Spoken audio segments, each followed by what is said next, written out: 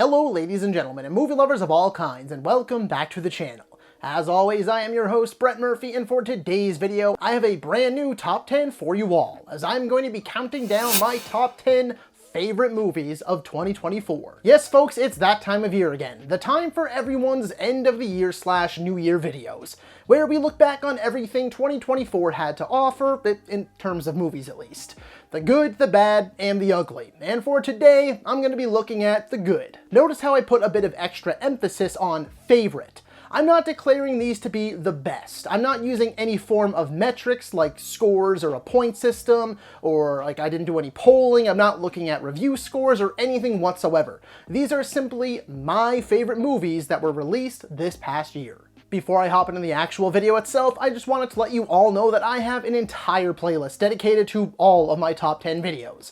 We are closing in on 100 videos currently on that playlist for you to enjoy. So if top 10 videos are your thing, then be sure to check that out, and I guarantee you'll find something you like. And if by some chance you don't, then feel free to suggest something you might like. And so without further ado, let's hop right into things.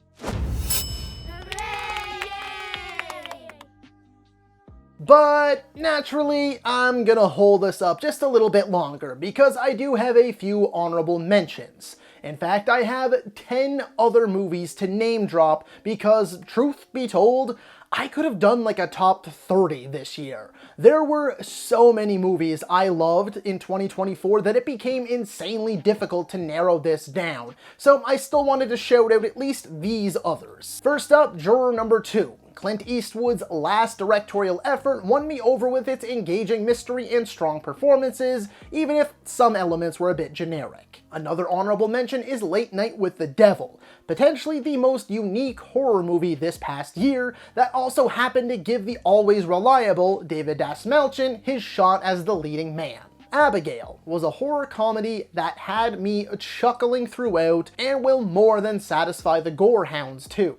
A Quiet Place Day One, a worthy prequel that focuses on humanity over spectacle that I will personally defend tooth and nail. Inside Out 2, a sequel I was at first apprehensive about that undeniably delivered. Next, Hitman. Glenn Powell continues to charm his way up the Hollywood rankings as he heads straight for stardom, while Adria Arjona will have you falling head over heels in this true story comedy. Wicked/Wicked Part 1, a musical adaptation I wasn't sure I'd even watch that ended up blowing me away. Although I hope the sequel learns that when it comes to being a prequel, less is more. We Live in Time, a moderately generic love story that's elevated by its out-of-sequence framing and powerhouse lead performances from Garfield and Pugh, whose chemistry is simply undeniable. Anora. Pretty Woman meets Uncut Gems. Mikey Madison wows even if the movie does run 20 minutes too long. And lastly, Kingdom of the Planet of the Apes. After Rise, Dawn, and War, I wasn't sure if a new team could meet such a high standard. Though there were a few bumps in the road, it's an epic journey in a world I can't wait to see more of. Again, there are so many others I can mention. There were a lot of films I really enjoyed this year, and if you are, for whatever reason, interested in my full ranking, then check out my Letterboxd at BamTubeBrett. And naturally, like any other year, I wasn't able to see everything, okay? I'm only one person. I do have a full-time job, I have a place of my own, I have a few pets, I have my fiance. Sometimes I just get a bit busy on top of trying to deliver the daily nerdy news wrap-ups and the other videos I put out in the run of a year. Some movies didn't make it to my theater and aren't on VOD yet. Some movies I just didn't get around to watching. So a short list of movies that you won't see that you might be expecting to see include A Complete Unknown, the recent James Mangold directed Timothée Chalamet starring biopic. Nickel Boys, also didn't get a chance to see it. The Brutalist, still in its limited release window, hasn't come to my theater. Flow, which is supposedly like the best animated movie of the year, close to another one you'll hear mentioned today. Amelia Perez, just never really got around to watching it. I've heard it's good, but never really piqued my interest. And Baby Girl, because once again it didn't come to my theater, so I haven't seen it yet. And now, number 10, Boy Kills World. I will likely be the only one who has this movie anywhere near their top 10 of the year, but what a damn good time this was. Part Hunger Games, part John Wick, part like live action anime, in part your favorite Saturday morning cartoons, and just some of the best retro video games. This movie has a lot of inspirations. Bill Skarsgård gives it his all. It's not his deepest performance, but he says a million things without uttering a single word, as his character is mute. I have no idea how Jessica Ralph still isn't a major star yet. I thought she deserved the world after the 2 Happy Death Day movies. Andrew Koji is a scene stealer that constantly had me laughing my ass off, and Yayan Ruhyan delivers exactly what you'd expect from him, being arguably the best part of the 2 Raid movies, whose fight scenes he actually choreographed himself too. The action is over the top and bloody as hell, but the heart at the center of the story, the love and bond between siblings, is arguably just as strong and poignant. Yes, it does get a little try-hard-ish with some of the camera work, the over-editing, and the frame rate shifts, and yes, the description I started this kind of mini review off with does sound like a lot. And that's because it is. It tries to be a lot of different things while not truly excelling at any. Jack of all trades, master of none, anyone? That being said, it tries its damnedest the whole way through to be all of them at once. And the fact that we rarely get unique, weird, strange movies like this makes me want to champion it even more. I'd take this most days over yet another cookie-cutter franchise movie, even if you'll also see some of those today too. In fact, I enjoyed this movie so much that I did an entire video essay on it where I called it the best 2024 movie you didn't see, and I'm standing by that here today. Next, coming in at number 9 is Conclave. I honestly, being completely transparent here, considered skipping out on this one because the plot summary didn't really sound all that interesting to me, and the trailers didn't do much for me, but thanks to the review scores, the awards buzz, paired with the fact that Edward Berger's last film, his take on All Quiet on the Western Front, is one of my favorite movies of the last decade, I decided to give this one a go. With it being here today at number 9, it's safe to say that I'm glad I did. Easily one of the year's best movies. Every performance is immaculate, from Ralph Fiennes to Stanley Tucci to John Lithgow to some others I didn't really know about, like I've never seen them in anything before, at least to my knowledge, like Sergio Castellitto and Carlos Diaz. I can definitely see major award noms all around, and I wouldn't be shocked if we saw some wins either. The positives don't stop there though. The score from composer Volker Bertelmann, which is probably just a horrible mispronunciation of that, is exceptional. The cinematography is impeccable, the direction is superb, and the writing is as sharp as a razor. Constant twists and turns that had me on the edge of my seat. Thought-provoking themes and clever uses of misdirection, all culminating in a powerful ending that I did not see coming. I was genuinely enthralled from start to finish, which is insane because I thought I was making a mistake hitting play and that I'd end up being unbelievably bored. But nope, I was undeniably locked in to this ridiculously well-constructed conspiracy thriller. Claiming that number 8 spot is Sing Sing. Well, this movie hit me like a cement truck. It was on my watch list for quite some time. I kept putting it off, as I do with everything, until my annual end-of-the-year cramming, and now I'm unbelievably pissed at myself for taking so damn long. Colman Domingo delivers a career-high performance, filled with emotion, intelligence, and elegance, offering up endless charm, wit, and raw honesty. I hadn't realized until I finished the movie that most of the other actors involved are former incarcerated men who actually performed in theater programs similar to the one shown in the movie. Holy shit. That's impressive. Those outside of the formerly incarcerated are also mostly first-time actors too, like not all of them, but there's quite a few, alongside a pretty much first-time director. And what a debut it was. Beyond the performances, the themes cut deep with me, often analyzing abuse of power, flaws in the justice and prison systems, morality, artistic expression, creativity, imagination, and most of all, the labels placed upon us in the cages we put ourselves in. Countless moments in the movie had me welling up. It was truly a beautiful experience I won't be forgetting anytime soon, and more than deserving of all of the praise it's been receiving. I wouldn't be shocked if Coleman takes home the Oscar. Mark my words. Number 7, Memoir of a Snail. Jeez Louise. Never in a million years would I have thought that I'd like this movie as much as I did, but here we are. It's not going to be for everyone, that's for sure. It's very dreary and somber, everyone speaks in like a monotone voice, it's stop motion animated, and overall it's just sort of odd. But it clicked with me personally. It's one of the most beautifully told tragedies I've ever seen.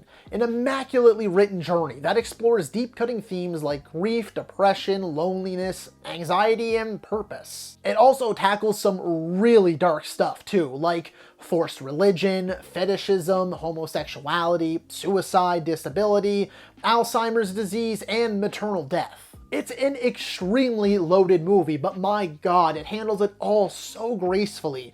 Despite its mundane tone and morbid subject matter, it's also chocked full of charm, humor, and surprising bursts of hope and joy. By the time its spectacularly crafted ending rolled around, I was nearly sobbing. Again, it's not going to be for everyone, but am I ever glad I gave it a shot based on the overwhelmingly positive reviews. I thought it was marvelous, and one of the most unique movies I've ever seen. In 6th place is Alien Romulus. And yep, like I said, those cookie cutter franchise movies, well, what can I say? I like cookies. Well, this ended up being exactly what I was hoping it would be, truth be told. After Ridley Scott's admittedly divisive Prometheus and Alien Covenant, although I personally love Prometheus, I had a hankering for just a plain and simple, good old-fashioned Alien movie. Thankfully, that's what this is. Bloody, intense, and true to the original. And to be quite frank, I'm not sure what blew me away the most, honestly. The practical sets, for which I loved seeing the old school tech back, the practical xenomorphs, the unique set pieces, definitely looking at you floating acid, the anxiety-inducing atmosphere, the score from Benjamin Wallfish, or the performances from Spaney and Johnson. It's a little slow starting, and the setup is pretty generic. We basically just needed these people to go to this place, and that's what it does. The rest doesn't really matter. It kind of just falls on deaf ears. And one of the only negatives I have with the movie is, without spoiling anything of course, is that Hollywood needs to stop with these CGI deepfakes. It's pretty disturbing and off-putting. Some people defended the use of it in this movie, but I hated it and thought it could have been handled way better, if not just outright removed. That being said though, I still had a blast with this one. The gore, as expected from Alvarez, was wicked. Some of the chase sequences were genuinely terrifying, and everything trying to kill our heroes felt like a true threat. Most of the side characters I didn't care for, and the last 15-20 minutes, as I'd heard, were admittedly bonkers. This one is sure to please die-hard Alien fans, and if it doesn't, then I don't know what will. And cracking our top 5 wide open is Deadpool and Wolverine. Not only is Deadpool and Wolverine exactly what I wanted it to be, but it's exactly what it needed to be, at least if you ask me. It is 110% fan service the movie, and that's not necessarily a bad thing. Why? Because the movie never hid this from us. Every teaser, TV spot, trailer, bit of promotional material, etc. showcased that this was a multiversal road trip movie, and that's what it is. Vulgar, violent, meta as hell. Energetic, hilarious, so on and so forth. And I had a wonderful time. This is, through and through, a love letter to the Fox era of Marvel, which is made even more apparent by the montage that plays at the end, which shows behind-the-scenes footage of all the X-Men and Fantastic Four movies that came before. It's no secret that the Fox universe ended so unceremoniously, gobbled up by Disney, only managing to pump out the likes of Dark Phoenix and New Mutants before the final nail in the coffin. This was made from top to bottom with that in mind. A proper send-off to those movies. As expected, Reynolds and Jackman worked absolute wonders together. I mean, this was some truly magical shit. Especially from Jackman, who freaking finally got to don the yellow suit. Then you've got cameos, references, and Easter eggs galore. Oh my. If you go in with the right mindset, you'll probably love this. Every negative review just calls it fan service the movie, and I'm just sitting there reading these or watching these like, yeah, well, no shit. You wanted to see Deadpool and Wolverine together, you got it, so enjoy it while it lasts. In fourth place today is Civil War. So, a lot of people took issue with this movie for a variety of reasons. Some people felt lied to and betrayed by the trailers, expecting a full-blown action or war movie. Some hated the idea of America being portrayed in such a hostile way, and others felt deeply unsettled by some of the subject matter. I understand some of these arguments, like, I get how witnessing a hypothetical, dramatized version of, like, your home country in a civil war can be upsetting. I understand some being off-put by some of the imagery and depictions of violence and glorified patriotism, and I understand folks feeling like they were sold a lie. The movie was heavily marketed as an action war thriller of some sort at least, but the action is relatively infrequent.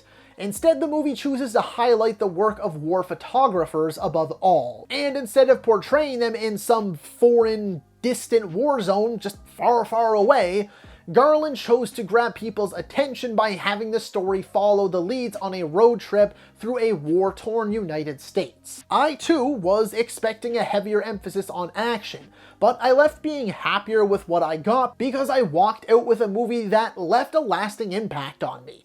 It might seem dramatic or far-fetched, but I'm being 100% authentic here when I say that rarely has a day gone by where I haven't thought about this movie or wanting to watch it again. The performances were top-notch. Visually, the movie feels raw and real, just totally visceral, and the story takes us on a harrowing, edge-of-your-seat journey with some of the year's most unforgettable scenes. Looking at you, Jesse Plemons. Rather than a forgettable actioner, we got a good, long, hard look at what war photographers go through and the true ugliness of war. Garland shines a light on what so many countries live with each and every single day, and what that might look like if the United States had to deal with the same. And that is ballsy as hell. The use of sound is also particularly effective, and best quote from the movie that pretty much sums up the message is, once you start asking those questions, you can't stop. So we don't ask. We record so other people ask. Damn, that's some good shit. In third place, taking home the bronze medal is The Wild Robot. It's been a couple weeks now, and I'm still trying to collect myself after this one. It's nothing short of incredible. I am simply too blown away, and will forever kick myself in the ass for not watching this in theaters. A beautiful movie in every sense of the word. The animation, the themes and messages, the voice work, it's all truly magical. This is the only 2024 movie I gave a full 5 out of 5 stars or 10 out of 10 review to, and it totally deserves it. Though it's not my favorite movie of the year, I think it may be the most well-rounded. I felt genuinely moved by the time the credits rolled, and dare I say, I think we might have an all-timer on our hands, folks. In second place, and the runner-up for my favorite movie of 2024 is Furiosa, a Mad Max saga. Mother cinema. George Miller, you crazy bastard, you've somehow done it again. Honestly, my only gripes were the occasional over-reliance on some ugly green screen and CGI, and the last third of the movie felt a bit rushed somehow. Yes, I said rushed, even though the movie is like 2 hours and 40 minutes long. It glosses over the 40-day wasteland war more than I would have liked, and I feel that Taylor-Joy becomes the Furiosa as we knew her in Fury Road a little too quickly, like with the shaving the head off and the mechanical arm and whatnot. The rest, though, pure perfection. Unfiltered, unflinching, madness-fueled, beautiful chaos. Hemsworth is wonderfully unhinged as Dementus, and Taylor-Joy is truly magnificent as the titular Furiosa. The young Furiosa 2, played by Alila Brown, was spectacular and deserves more praise considering she plays the character for like a full hour. An epic saga for the ages, and one of, if not the best prequels ever made. I am still reeling from my experience, and that was months ago. No, it doesn't quite reach the heights of Fury Road, but I personally thought it came pretty damn close. And that is saying something, as Fury Road is in my top 10 favorite movies of all time. And number 1, claiming the crown as my favorite movie of 2024 is Dune Part 2. I mean, honestly, could it have been anything else? This is how you do a sequel, folks. The story continues forward flawlessly from Part 1. The cinematography is stunning, the visuals continuously had my jaw on the floor, and not even the best performance in Part 1 could match any of the performances in this movie, and I really do feel that way. Butler gets an extra special shout out because he steals every single scene he is in. I just wish we got even more of him. Zimmer's score is just absolutely out of this world, as it always is. The use of color in this movie is brilliant, and it ends in such a satisfying way that also leaves me desperate for Dune 3/Dune Messiah. My only gripe is that there are definitely some pacing issues, at least there were for me. Some shots lingered a little too long, some dialogue-heavy scenes seemed to lack a bit of purpose, and I think a few minutes could have been chopped here and there to tighten it up just a little bit. But even those minor nitpicks didn't hinder my experience, and certainly didn't hurt its placement on this list today. Obviously, because Dune Part 2 has remained my favorite movie of 2024 since I first saw it. Just nothing could top it. Even if Furiosa is quite close. I mean, if I could have, I would have called it a draw, but hey, here we are. So that is all for today's video, folks. Be sure to let me know down in the comments below what you thought of my top 10 favorite movies of 2024 and what your 10 or more favorites are. As a reminder, this is the revamped BAM2 Movies, and it is your one-stop for everything movies. Be it top 10s like this one, ranking videos, video essays, versus videos, tier list videos, I have it all and so much more, along with your daily nerdy news wrap-ups. A series of shorts where I keep you up to date on everything movies, gaming, and TV related. So be sure to like, comment, subscribe, and ring that little bell icon so you don't miss a thing. As always, folks, I thank you all so very much for watching. Stay happy, healthy, and safe out there. From myself and the rest of the BAMTube team, thanks for joining us. We'll see you next time, and that's a wrap.